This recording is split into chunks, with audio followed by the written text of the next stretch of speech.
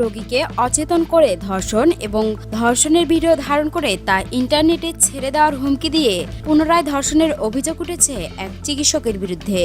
অভিযুক্ত চিকিৎসক আমিনুল ইসলাম নারায়ণগঞ্জ খানপুর ৩০০ শয্যা হাসপাতালের সার্জারি বিভাগের রেজিস্ট্রার। তিনি জেনারেল কলোরেক্টাল, ল্যাপারোস্কোপিক ও প্লাস্টিক সার্জন এবং বার্ন বিশেষজ্ঞ।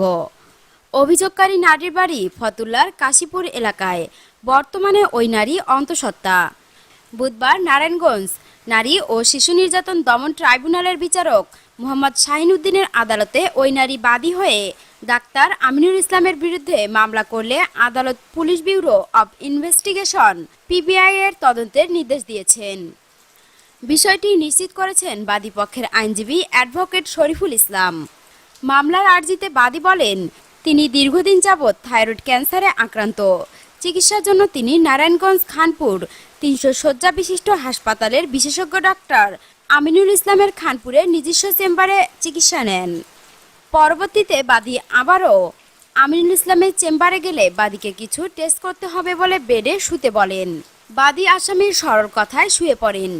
ইমার্জেন্সি ইনজেকশন দিতে হবে বলে ডাক্তার আমিনুল ইসলাম বাদীকে ইনজেকশন দিয়ে শরীর অবশ করে দেন। ইনজেকশন দেওয়ার পর বাদী শরীরের কোনো অংশই নাড়াচাড়া করতে পারে না। বাদীকে একা পেয়ে আমিনুল ধর্ষণ করেন। বাদী ধর্ষণের পর ঘুমিয়ে পড়েন এবং সজাগ হলে চিৎকার করলে ধর্ষণের ভিডিও ধারণ ও বাড়াবাড়ি করলে তা ইন্টারনেটে ছেড়ে দেওয়া হবে বলে হুমকি প্রদান করে। প্রতি সপ্তাহে আমিনুলের কাছে আসতে হবে বলে ভয় দেখায়। পরবর্তীতে বাদীকে তার স্বামী ডাক্তারের কাছে তার বোনকে সাথে নিয়ে যেতে বলেন।